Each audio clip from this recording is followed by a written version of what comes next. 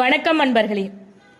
குலதெய்வத்திற்கு தேங்காய் தீபம் ஏற்றுவதனால் உண்டாகும் நன்மைகள் பற்றிய தொகுப்பாக இந்த வீடியோவை பார்க்கலாம்.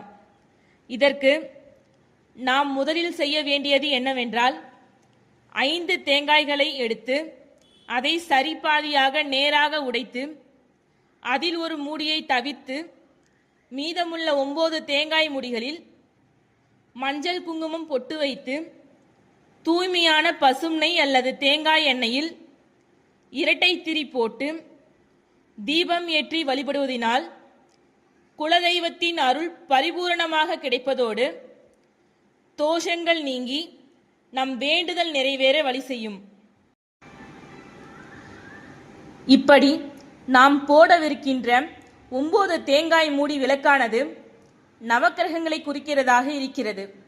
அதனால் நவகிரகங்களின் தோஷங்கள் நீங்கி அனுகிரகம் பெற வழிவகை செய்யும். மேலும் இத்தீபத்தினை அமாவாசை அல்லது பௌர்ணமி தினங்களில் நமது குலதெய்வத்திற்கு ஏற்றுவது மிகவும் சிறப்பு வாய்ந்ததாக உள்ளது.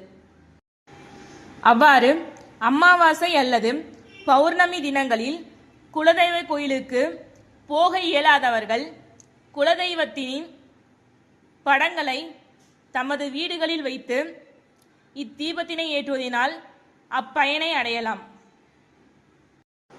ஆகையால் இவ்வழிபாட்டினை தாங்களும் செய்து தங்களது குலதெய்வத்தின் முழு அருளையும் பெற வேண்டுகிறோம்.